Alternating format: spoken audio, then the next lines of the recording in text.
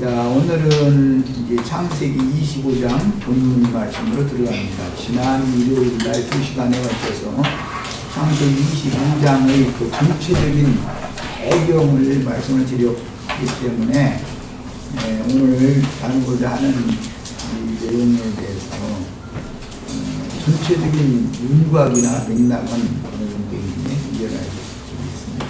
지난 일요일 날 자료해드린 거 다 읽어보셨죠? 갔다가 저쪽에 휙 집어던지고 또 김치 담느라고 뭐 하느라고 바빠서 참 그때 자료 있었었지 그러시는 거 아닐까 모르겠어요. 꼭 읽어보셔야 돼요. 네.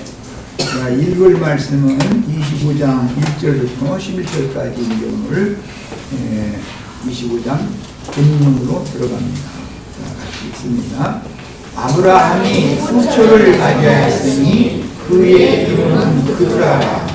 그가 히므란과 욕산과 무단과 미디안과 이스박과 수아를 낳았고 욕산은 수아와 무단을 낳았으며 그다음의 자손은 아수르 족속과 르드시 족속과 우니 족속이며 미디안의 아들은 에바와 에벨과 산과 아비다와 엘다하니 다 그드라의 자손이었더라. 거기 그드라의 자손이었더라.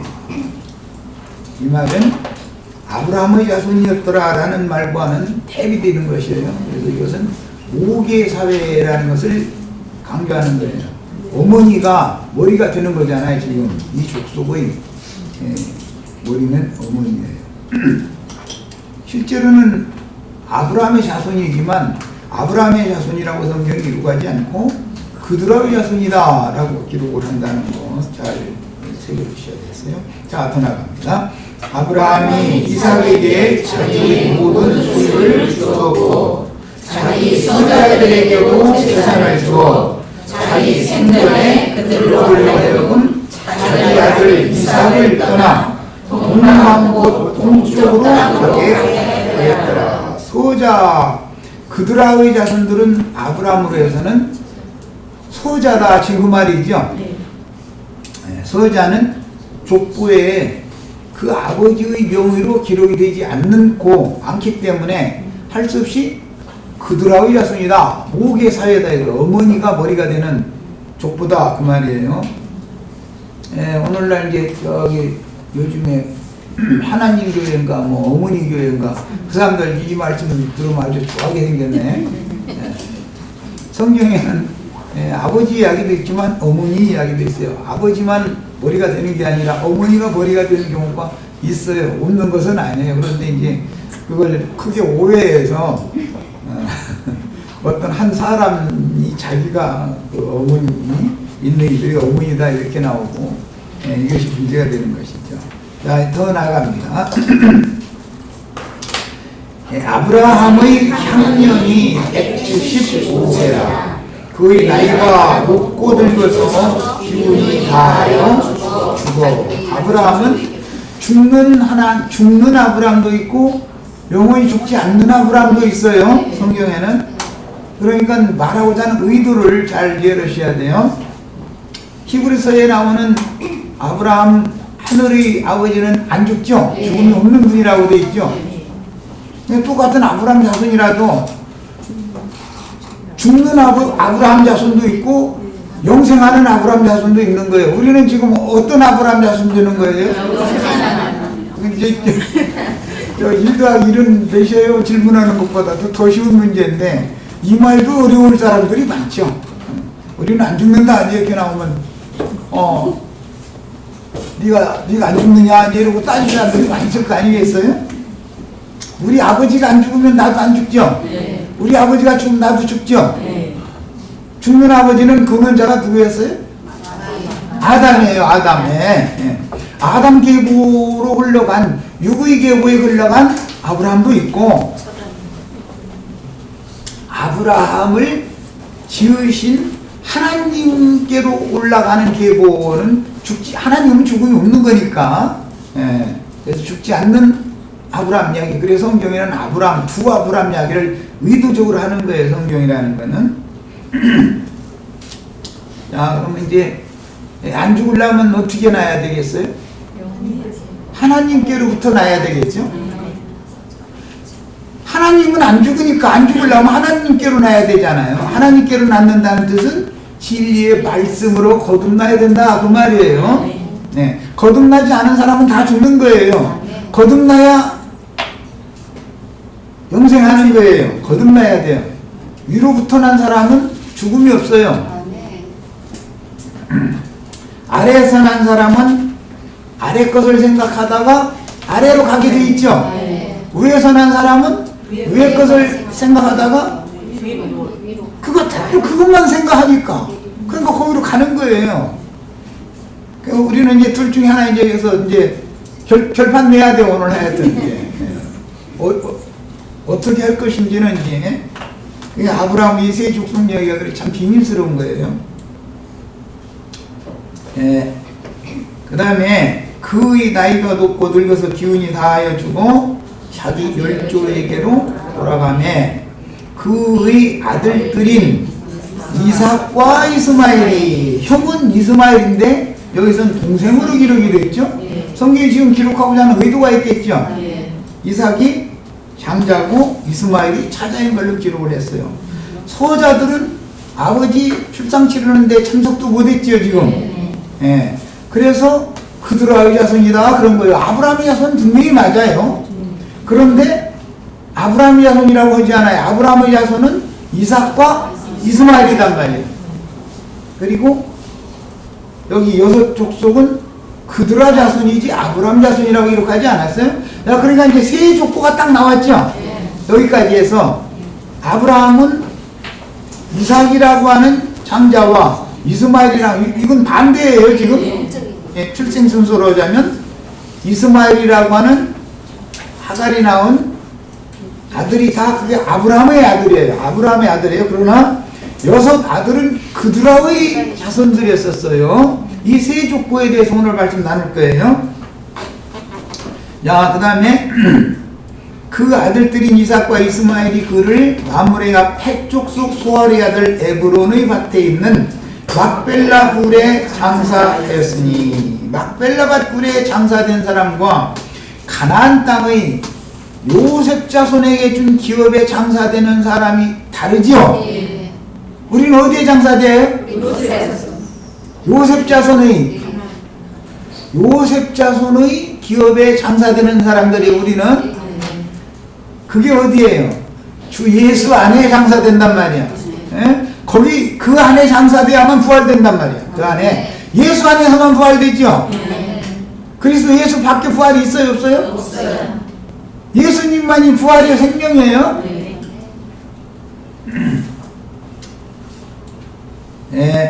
막벨라 밭에 장사된 사람들 이야기가 나오고 가나안 땅의 요셉 자손에게 준 기업에 장사된 사람이 두 사람이 나와요. 한 사람은 요셉이고 한 사람은 대제사장의 아들, 율법 대제사장의 아들이 거기에 장사가 되어져요. 그래서 계시록 마지막에 그리스도로 더불어 제사장이 되어 천년 동안 왕으로 사는 사람들은 주 안에서 자다가 주 안에서 마지막 나팔 소리 들으면 주 안에서 일어나야만 천년 동안 왕으로 사는 왕족이 되는 거예요. 이 사람들이 동방에서 오는 왕족들이란 말이에요. 자, 이렇게 운을 띄워놓고 더 나갑니다. 아브라함이 죽은 후에, 여기는 죽은 아브라함 얘기를 지금 자꾸 하는 거예요. 죽음이 없는 아브라함을 말하는 게 아니에요. 우리가 믿는 하나님은 산 자의 하나님, 죽은 자의 하나님? 산 자의 하나님. 그럼 우리는 살아있어야 되겠네. 만약에 우리가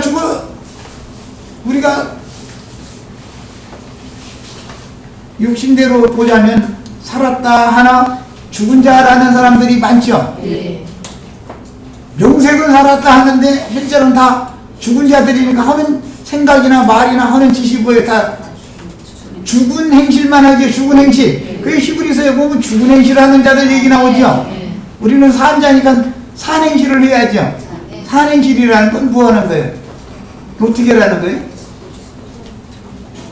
믿음으로 산다요. 믿음으로 행하는 자라야 된다 이 말이에요. 아멘. 믿음으로.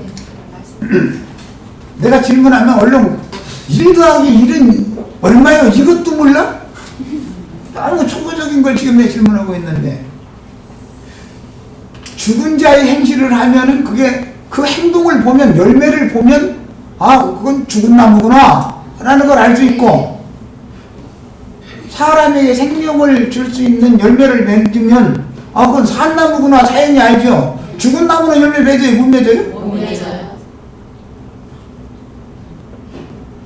오늘 곧 열매 맺겠다고 생겼다고 저 열매 맺었지. 맺었는데 이제 해산하게 생긴 그 저 소식 들었는데 왜 안 와? 오늘 좀 비유 좀 오늘 할게. 예?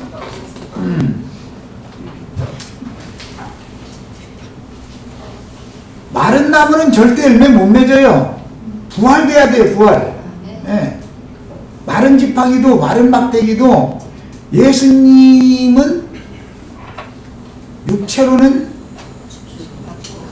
죽었지만 영으로는 살리심을 받았죠. 그 예수님만 푸른 나무예요. 나머지는 전부 마른 막대기들이 하나님 밑에. 아담 세계에 있는 자들은 전부 흙에서 취한 거, 아래서 난 자들은 전부 그게 하나님 보일 때는 다 그게 죽은 나무들이에요. 마른 막대기들이. 그런데 뭐 이제 유다서에 보면 그냥 한 번만 죽은 게 아니라 그 나무가 죽고 또 죽어 뭐 이제 2번 죽었다고 돼 있어요. 네. 아담의 장자인 가인은 2번 죽죠. 네. 그 배나 더 지옥 자식 된 사람들 많잖아요. 그런데 가을이 됐는데 열매를 맺지 못하더라고요. 이미 뭐 뿌리로부터 둥지까지 다 죽어버렸는데, 죽고 또 죽었는데 어떻게 열매를 맺겠어요? 그럼 열매를 맺는다는 것은 혼인을 하면 아들 낳다 그 말이죠. 이걸 상징하는 말인 거예요. 오늘 지금 족보 이야기를 나누고 있어요. 그러니까 새 족보 잘 명심해서 들으세요. 내가 질문을 하면 그것도 영적으로 많이 도움을 받으라고 질문하는 거 일부러 쉽게 이해시키려고. 자, 이제 아브라함이 죽은 후에 하나님이 그의 아들 이삭에게 복을 주셨고, 아브라함이 죽지 않으면 이삭이 복을 받아요, 못 받아요? 못 받아요. 아브라함이 죽어야 이삭이 복을 받죠. 네. 그 복이 뭐예요? 갈라디아서에 보면 아브라함에서는 성령의 복을 받게 하려 하심이라 그랬으니까, 아브라함이 아버지가 죽고 나야 성령이 임한다, 지금 이 말이죠. 아담 세계에서 난 옛사람이 죽지 않으면 성령으로 거듭날 수 없죠. 자, 이제 이 정도 해두고 이 자료로 들어갑니다.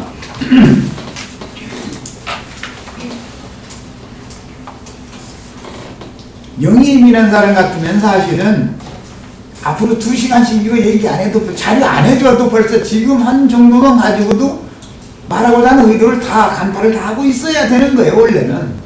예, 그래도 이제 오늘 집회 자료를 했으니까 소상히 나눌 겁니다. 예, 지금 창세기 25장 1절에서 11절까지를 읽었고 대략적인 것을 말씀을 드렸어요. 그런데 구약시대의 모든 기록은 족보 이야기라고 하는 것은 육신적으로 열국, 민족, 족속, 방언이 생육 번성되는 것을 염두에 두고는 말이에요. 그런데 인류가 이렇게 생육하고 번성하는 것은 신약에 예수님이 오셔서, 예수님이 천국 농사하시는 분이죠. 씨를 심는 것은 번식시키려고 씨를 심는 거겠죠, 당연히.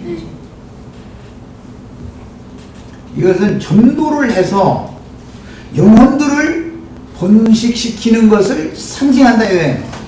인류가 어떤 계보의 어떤 족속이 번성한다, 생육하고 번성한다, 그것은 육신적인 축복이지요. 그런데 이것은 복음으로 하자면 영적 축복이라는 건 뭐냐, 전도를 해서 영혼들을 얻어서 하나님께로 돌려드리는 것을 염두에 두고 지금 족보 이야기가 기록되고 있다, 이것을 아셔야 되겠어요. 창세기 10장 25절 한 절을 빨리 읽고 오겠습니다. 빨리 찾아서 빨리 읽습니다.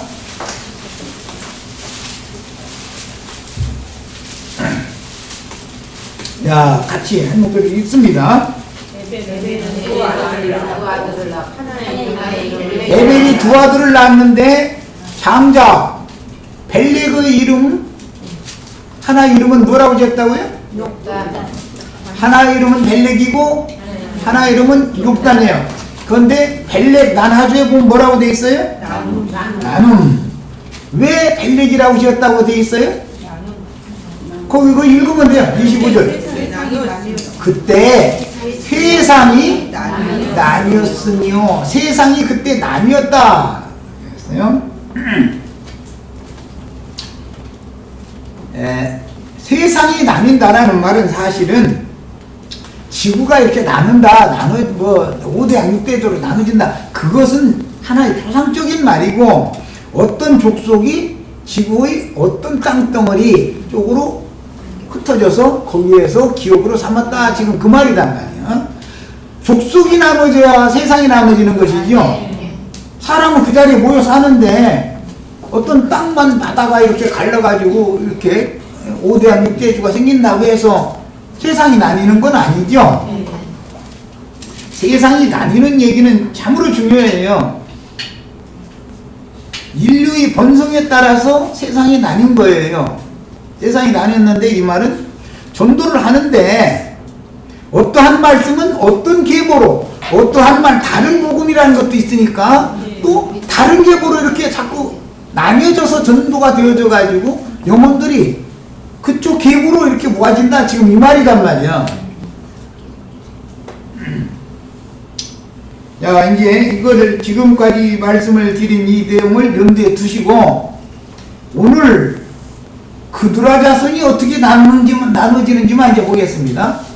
셈 계보 중에서도 벨렉 계보는 아브라함 계보죠. 아브라함 계보라고 해가지고 다 같은 아브라함족은 아니죠. 아브라함의 동생 나홀 계보도 있고 아브라함의 형인 하란 계보가 있어요. 아브라함과 하란의 맏아들인 롯은 행동을 같이 하지요. 어디까지? 소돔성으로 갈 거냐? 소돔성을 떠날 거냐? 거기까지는 같이 갔죠. 거기까지는.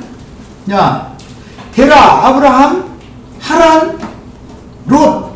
그 다음에 롯은 아들이 없고 모압과 암몬이라고 하는 이 계보로 여기서 어떻게 아브라함과 나눠지죠. 출발은 같이 했어요. 가나안 땅에까지 같이 왔어요. 그런데 아브라함과 딱 나눠진단 말이에요. 자꾸 나눠지는 것을 잘 염두에 두셔야 돼. 오늘은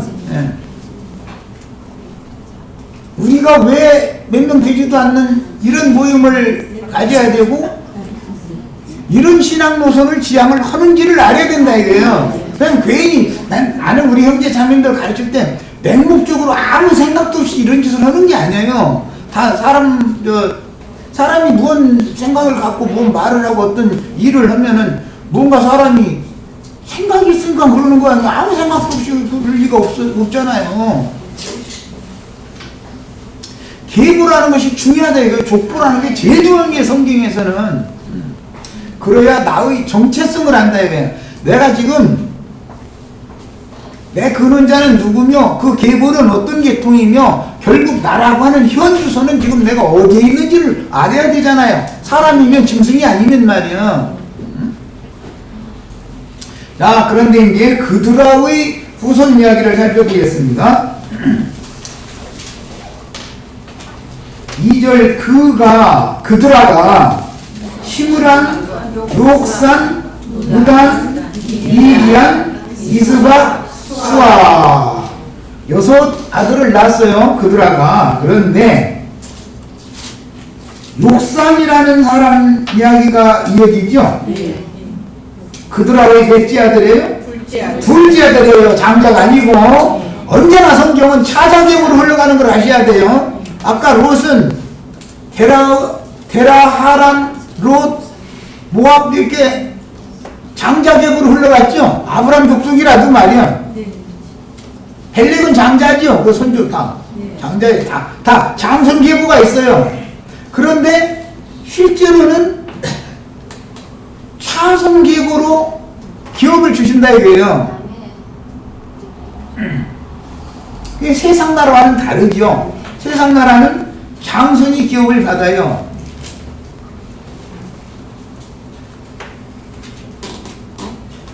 아담 다음에 가인이 장손이기 때문에 가인은 아담이 경작지를 만들어놓은 기업을 가인이 상속받았죠. 아벨은 아버지한테 받은 것이 없으니까 에덴 동편으로 나가가지고 목축을 해가면서 목자로 사는 거잖아요. 에덴 동편으로 가가지고 아벨은 에덴 동편에서 가인은 애녹성을 쌓고 성에서 살아요. 그런데 아벨은 에덴 동편으로 똑같이 갔는데 광야에서 목자 생활을 하고 살아요. 그래서 아벨을 죽이니까 아벨 대신에 셋을 주셨어요. 셋의 계보가 에녹, 에노스 이렇게 쭉 흘러간 거예요. 에노스, 에녹 이렇게 흘러간 거예요. 그래가지고 셈으로 흘러나온 거예요. 족보를 잘 생각해 보셔야 돼. 가인과 아벨이 갈라지고 그 다음에 벨렉 계보와 욕단 계보가 갈라진 얘기를 아까 이제 창세기 10장에서 25절 읽었죠? 자, 오늘은 그러면 벨렉 계보 중에서도 아브라함 계보와 하란 계보가 롯과 아브라함이 노선을 달리한다라는 거 아까 내가 말씀드렸어요. 오늘은 그들아 자손들이라 할지라도 노선이 갈라진다 이게 또 그걸 보려고 그래요. 자, 차자인 욕산으로 대가 이어지죠. 심을한 대를 잇는 게 아니잖아요. 그들아 자손도. 욕산은 스바와 드단을 낳았으며 욕산의 둘째 아들이 드단이죠. 드단 자손은 또 둘째로 계보가 이어졌죠. 그들아가 심을한 계보로 있는 게 아니라 욕산 계보로 이어지고 욕산의 맏아들 스바 계보로 이어지는 게 아니라 드단 계보로 지금 이어지고 있어요. 자꾸 차자계선으로 자꾸 흘러가고 있는 거예요. 우리는 혈통과 육정과 사람의 뜻으로 난 첫사람 계보를 자꾸 버리는 거죠. 반드시 둘째 사람 거듭나야 돼. 그래서 거듭이라면 다시 두 번째 난다 이 말이에요. 두 번째. 드단 자손은 아수르 족속과 르드시 족속과 루미 족속이며 미디안의 아들은 일어났어요. 자, 여기는 이제 드단 족보까지 계속 그들의 차손 계보가 흘러나온 얘기를 쭉 한 다음에 갑자기 그들의 네 번째 아들이 미디안이죠. 미디안의 족보가 분리되어 나가는 이야기를 지금 하고 있는 거예요. 그렇게 돼 있죠? 심을한 족보를 갖다 대도 되잖아요. 그런데 엄청나게 미디안 네 번째 아들인데 미디안의 아들은 에바와 에벨과 하녹과 아비다와 엘단이 다 그들의 자손이었더라. 다 그들의 자손이지만 자꾸 갈라진다 그 말이죠. 똑같이 그들의 자손이라 할지라도 미디안 족속과 드단 족속은 다르다 지금 이 말이에요. 똑같이 센족이라 할지라도 벨렉 족속과 욕단 족속이 다른 거예요. 그게 세상이 나눠지는 거예요 이게 자꾸. 똑같이 데라의 계보라 할지라도 하란 롯으로 흘러가는 장손 계보와 아브라함, 이삭, 야곱으로 흘러가는 지칠자손 계보가 나눠진다 이게 자꾸. 성경을 볼 때는 이게 제일 중요한 눈이 열린 사람이야. 이것을 지금 내가 하는 말을 알아들어야 돼요. 역대상 1장 32절에는 후처라고 되어 있지 않고 소실이라고 번역했고 지난번 번역에서는 첩이라고 했어요. 소실이라는 말이나 첩이라는 말은 같은 말이죠. 그런데 첩 보면 좀 듣기 싫게 들리고 소실하면 그래도 어느 정도 조금 봐줄 만한 그런 이제 어감이 그렇죠. 그런데 소실이었다가 후처가 되면은 사라가 죽기 전에는 소실이죠. 네. 사라가 죽은 다음에는 하갈을 아내로 취한 것이 아내로 아브라함이 받아들인 것이 아니고 그드라가 아내의 지위를 차지했다, 지금 이 말이란 말이야. 그런데 놀라운 것은 하갈이 낳은 아들은 아브라함의 장사에 참견을 했어요. 그런데 자기 후처가 낳은 하갈은 그냥 첩이에요, 종이고. 그런데 첩이 낳는데 아브라함의 아들로 입적이 됐고, 이스마엘은 그들하고 여섯 아들들은 아버지 장사하는데 참여도 못했어요. 그런데 그 여섯 아들을 낳은 어머니를 그들하고 야순이다 해서 후처다 그랬단 말이에요. 야, 아버지가 돌아가신 다음에 어머니가 그 아버지의 아내 지위를 차지했으면 당연히 우리 생각에는 그 여자가 낳은 자식들도 아브라함 자식으로 입적이 당연히 돼야 되잖아요. 그런데 성경에서는 그 입적을 안 시킨다 이거예요. 여기에는 이제 비밀이 있어요. 왜 그랬다 했어요? 소실들에게는, 소실이난 소자들에게는 재물을 주어서 동방동국으로 보냈다, 이렇게 기록이 됐어요. 가나안 땅에 남은 족속과 가나안 땅을 떠나서 동쪽으로 간 족속이 다르다. 에덴 동산에 남은 족속은 뱀과 연합되기 마련이죠. 에덴이 동편으로 나가면 가인이 죽인 아벨 대신해 주신 셋의 노선이 흘러가게 돼 있어요. 그러면 하나님이 쫓아내 에덴 동산으로 꾸역꾸역 다시 가야 돼요? 거기서 일단 나왔으면 거기 쳐다도 보지 말고 하늘의 예루살렘을 향해서 자꾸 나가야 돼요? 동쪽으로 계속 가야죠. 동쪽이라는 말은 이사야 24장 15절 16절 찾아 읽겠습니다. 이게 히브리인들의 신앙만이란 말이에요. 동편이라는 개념이 무슨 뜻이냐 이거예요. 민수기나 이런 데 보면 동쪽 해 뜨는 편, 이렇게 해 뜨는 곳이라고 늘 말하죠. 그때 당시 사람들은 그때 당시 사람뿐만 지금도 그렇죠. 날 새고 나면 해가 떠올라오는 곳은 동쪽이에요, 서쪽이에요? 동쪽이지. 동쪽에서 해가 떠올라오죠. 그럼 해는 누구를 상징한다? 예수 그리스도를 상징하는 거예요. 생명의 근원자다 이 말이에요. 에덴 동산에 있으면 죽지만 자꾸 동쪽으로 가게 한 것은 빛이신 하나님을 찾아가라는 뜻이죠. 그래서 거룩한 성 새 예루살렘이 도달이 되면 거기는 햇빛이나 달빛은 쓸데없고 하나님의 영광빛이, 영원한 빛이 충만한 새 세계가 나온다 이 말이야. 그냥 동방으로 나간 사람들이 결국은 빛의 세계에 들어가겠죠. 그런데 이것은 끝까지 가야지. 중간에 가다가 잘 나가다가 삼천포로 빠진다고 미디안 족속으로 빠져버리면 모세의 장인 이드로와 같이 종교인이 되어버린다 이 말이에요. 중간에 빠져버리면 아브라함과 같이 동행했을지라도 롯이 중간에 빠져버리니까 그 안에는 소금 기둥이 되고 산속에 들어가서 불 속에 들어가서 이상한 자식 낳고 그렇게 되잖아요. 그러니까 끝까지 따라가는 게 얼마나 중요하냐. 이제 나눠지는 것도 중요한데 끝까지 가야 돼. 끝까지. 나는 오늘 세상 말로 작심하고 오늘 이제 이 얘기하는 거예요. 지금 성경에는 족보 이야기보다 더 중요한 건 없어요. 생명의 노선을 따라서 자꾸 나눠지는 거예요. 자꾸 나눠져요. 나눠지는데 그 말은 자꾸 겉사람 육을 벗는다 이 말이에요. 겉사람은 자꾸 벗어야죠. 자꾸 나눠질 수밖에 없어요. 그럼 속사람 영은 점점 하늘로 올라가는 것이지 땅속으로 내려가는 게 아니죠. 육신이 돼야 오늘 이제 주름이 하나 더 생겼다 그러면 땅속으로 그만큼 자꾸 내려가는 중이죠. 이해됐어요? 네. 육신이 후패진다는 뜻은 나 지금 땅속으로 자꾸 들어가고 있다 이 말이에요. 겉사람은. 그러면 속사람은 날로 새로워져 가지고 하늘로 자꾸 이것이 그야말로 기독교계가 말하는 날마다 나아갑니다요.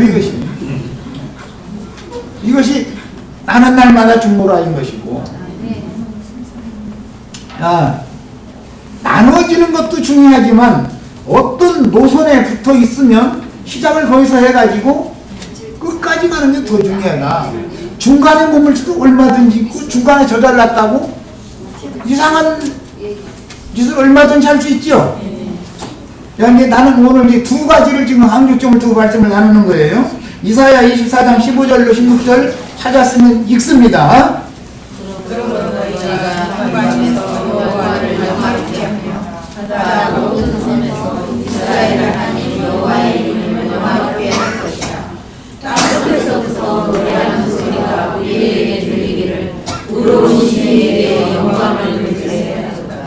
그러나 나는 이르기를 나는 세잔하였고 나는 세잔하였으니 내게 화가 있도다. 배신자들은 배신하고 배신자들이 크게 배신하였도다. 자, 됐습니다. 공방이라는 개념은 하나님의 임재에 쳐서요 했던 곳이다 이거예요. 이스라엘 사람들의 신앙 관여 이것이. 이사야 46장 11절도 한 절 더 읽고 오겠습니다. 그러면 이제 설명이 더 쉬우니까.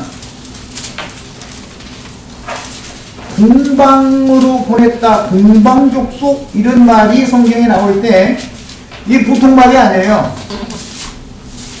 11절 봅니다. 이사야 41장 11절 46장 11절 46장 11절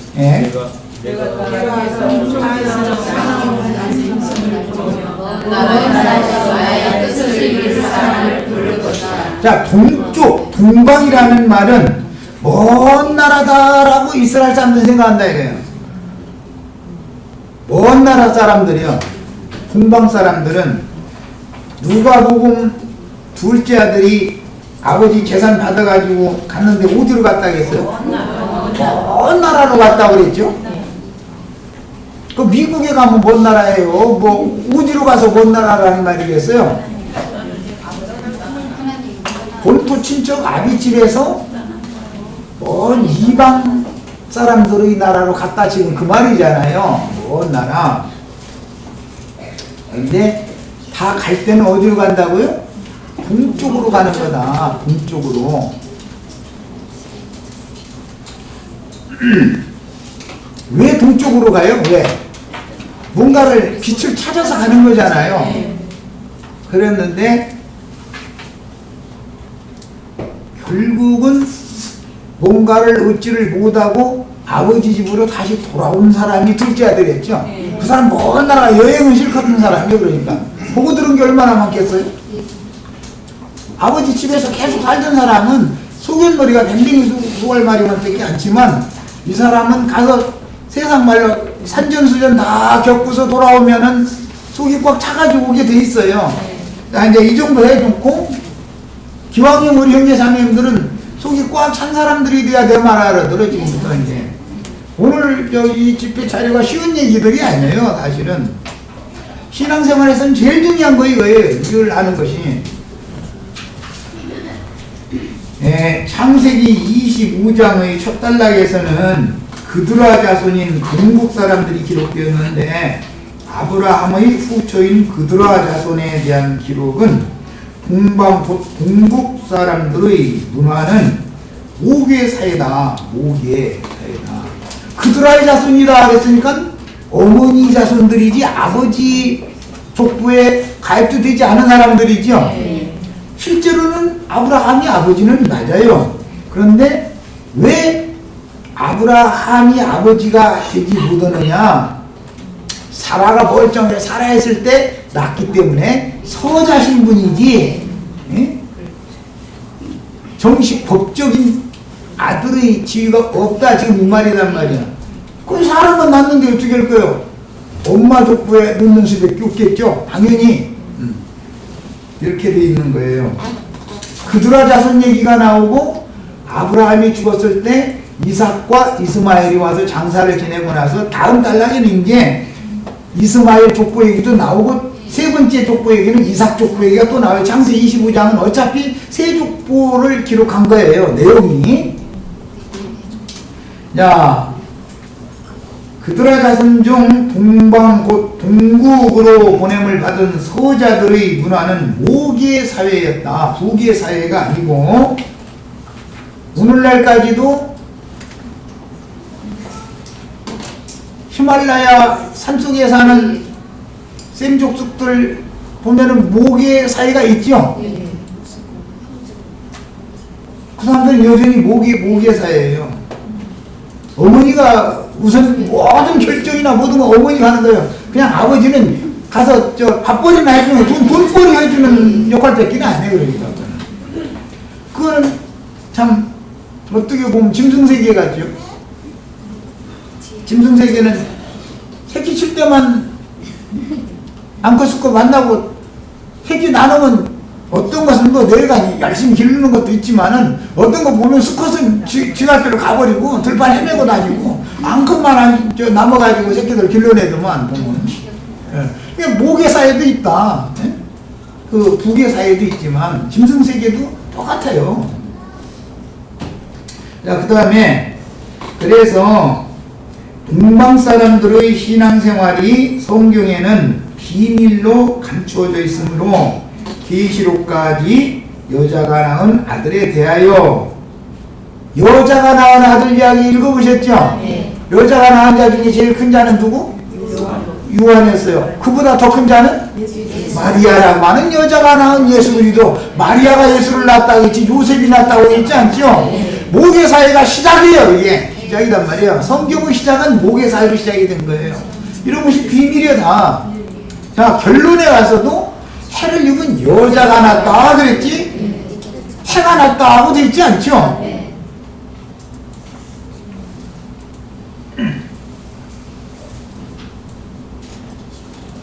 모계 사회도 분명히 성경에서는 기록을 하고 있지만 사람들은 부계 사회에 너무 익숙해 있는 사람들은 성경이 말하고자 하는 의도를 이해하기가 어렵다 이거예요. 성경을 읽어도 뭔 소리인지를. 예루살렘의 아들들도 있지만 성경에는 예루살렘의 딸들 얘기가 나오죠. 이스라엘의 딸들 얘기 나오죠. 이스라엘의 12아들들이 분명히 있는데 왜 이스라엘의 딸들 얘기를 왜 할까요? 이스라엘이 딸 해봐야 강간당한 딸 디나라고 한 딸 하나밖에 없는데 뭐 이스라엘이 딸들아 이러겠어요?